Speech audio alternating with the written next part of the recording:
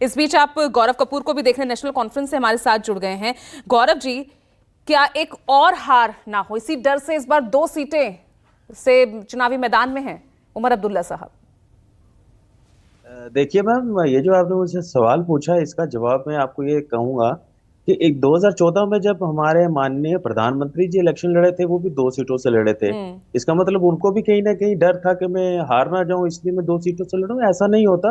नहीं, आपको विपक्ष तो यही आपको कहता राइट। था, विपक्ष तो यही कहता था गौरव जी। देखिए, विपक्ष क्या कहता है, विपक्ष के कहने से तो बात नहीं ना बनेगी। पब्लिक क्या कहती है, आवाम क्या कहती है, वो क्या कहती है, वो मैटर करता है। तो इसलिए ये चीज नहीं है कि आप 2 सीटों से लड़ेंगे तो आपको कहीं डर हो। और उल्टा तो नेशनल कॉन्फ्रेंस जम्मू कश्मीर में इतनी स्ट्रांग है कि भाजपा को डर है कि उन्होंने ABCD जितनी टीमें बनाई वो सब फेल हुई, तो अब वहां से वो कैंडिडेटों ने पार्टियां छोड़ी और वो इंडिपेंडेंट खड़े हो गए कहीं ना कहीं भाजपा को कवर अप देने के लिए। लेकिन मैं आपको एक बात कहना चाहूंगा। देखिए, पंकज जी ने अभी जो जिस यूथ की जात बात कर रहे थे, हाँ। उसने एक चीज बिल्कुल क्लियर कर दी कि आपने जम्मू कश्मीर में कहते हैं आपने हमने डेवलपमेंट की, हम ये करेंगे वो करेंगे। बड़ा अच्छी बात उस यूथ ने ये बोली कि आप किसके लिए कर रहे हैं, जो बाहर से लोग ला रहे हैं उनके लिए कर रहे हैं। आप देखिए, जम्मू कश्मीर में पिछले 5 साल से जितने भी डेरिवेशन हैं, चाहे वो PDD के हैं, PWD बिल्कुल, के हैं, बहुत जरूरी है, उनके बहुत जरूरी है इस पर जवाब लेना। शिवम बिल्कुल। वो छाबड़ा हमारे देखिए, वो साथ सड़कों बीजेपी पे से बने वो हुए हैं। 5 साल से सड़कों पे है, 5 साल हाँ, से सड़कों पे। यूथ देखिए कितना अच्छा उसने पंकज जी को जवाब दिया। यही यूथ की सोच ठीक है, है, बदल चुकी है। ये जवाब इसलिए दीजिए ऐसे शिवम जी, जवाब दीजिए। वहां पर जनता के बीच ही खड़े ना हमारे रिपोर्टर्स भी, एक शख्स, ये बहुत इंपॉर्टेंट मुद्दा है जिसे लगातार विपक्ष उठा रहा है। पूजा जी, एक निश्चित रूप से उनका कंसर्न बड़ा वैलिड है और कहीं ना कहीं अगर उसको एड्रेस कर पाएगी तो सरकार की जिम्मेदारी उसको एड्रेस करना चाहिए। और मैं फिर कह रहा हूं कि अगर हमारी सरकार ने ये इनिशिएट किया कि वहां पर सबसे पहले तो वहां की स्थिति इतनी खराब थी, लगातार वहां की सरकारों ने जिस प्रकार का एक वहां प्रपंच रचा, जो डिवाइसिव पॉलिटिक्स आज तक करते आए हैं, कि आज उसका निराकरण करने का मामला है भाई। अब कैंसर की बीमारी लगी हुई थी उस प्रदेश के अंदर में, आप कल्पना करिए कि कीमोथेरेपी हो गई है, हम रिकवरी मोड में हैं, थोड़ा प्रतीक्षा कीजिए, वहां की स्थिति बेहतर करने की जिम्मेदारी भी हमारी है।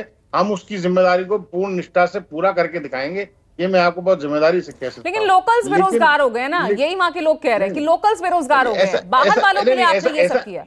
बोले ऐसा नहीं है, ऐसा बिल्कुल भी नहीं है। ये जो नैरेटिव बेसिकली विपक्ष सेट कर रहा है, ये ऐसा बिल्कुल भी नहीं है। मैं कह रहा हूँ ना कि जहाँ के अगर अगर मैं मतलब मैं सीधी सी बात कह रहा हूँ, अगर टूरिज्म का बढ़ावा हो रहा है, आप कल्पना करिए कि वहां के शिकारा जो ओनर्स है उनको लाभ मिलेगा कि नहीं मिलेगा, वहां के होटल्स को लाभ मिलेगा कि नहीं मिलेगा। ये सब स्थानीय लोग हैं, बोले ये कोई गौरव बाहर जी, से थोड़ी ना आए हैं, कैंसर ये कोई बाहर से कैंसर थोड़ी ना जैसा आए हैं। रोग बन गया तो था, ये सीधी सीधी कीमोथेरेपी बात। हो चुकी है, रिकवरिंग मोड में है, वक्त देना होगा।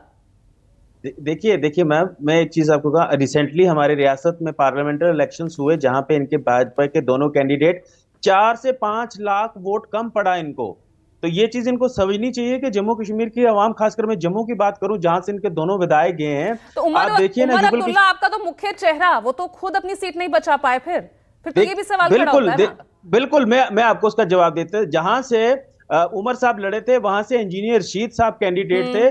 और मैं आपको बताऊं कि उनका उनका जो बेटा था, वो जब कंपेनिंग करता था, वो हर दरवाजे पे जाके रोता था और ये चीज कहता था कि अगर मेरे वालिद साहब हारे तो भारत सरकार उसको फांसी की सजा दे देगी। वो एक सेंटिमेंट प्ले कार्ड जो है वहां प्ले हुआ, जिसका जो फायदा जो है इंजीनियर शीर साहब को मिला। लेकिन अब आप देखिएगा, मैं आपको इलेक्शंस के बाद भी आपके चैनल पे आके मैं आपको ये बात याद दिलाऊंगा। आप ये देखिएगा कि इस बार जो अब इलेक्शंस होंगे, इसमें जो नेशनल कॉन्फ्रेंस है वो मेजोरिटी ऑफ MLAs के तो अब साथ तो खुद आएगी। इंजीनियर रशीद चुनावी मैदान में है, ठीक चुनाव से पहले देखिए जमानत मिल गई, फिर अब स्थिति।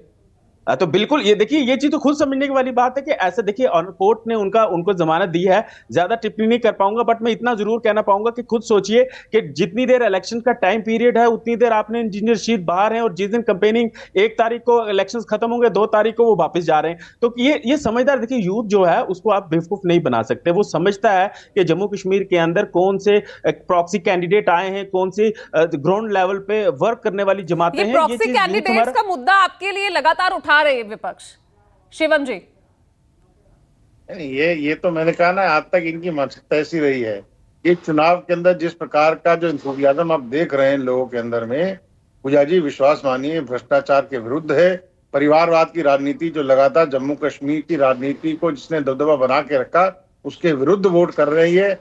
और मैं बता रहा हूँ ना, लोग विकास चाहते हैं, लोग डेवलपमेंट चाहते हैं, लोग पीस एंड प्रोस्पेरिटी चाहते हैं। आपने जितने चलिए, और लोगों क्या से चाहती बातचीत है वहां की करी, जनता? एक बार उन ग्राउंड जीरो सभी- का रुख कर लेते हैं। सभी नौशेरा लोगों ने ये में बात आप देख कही कि सकते हैं साहब मेरे शांति सहयोगी चाहिए और पंकज विकास लगातार चाहिए। बने हुए हम हैं। देंगे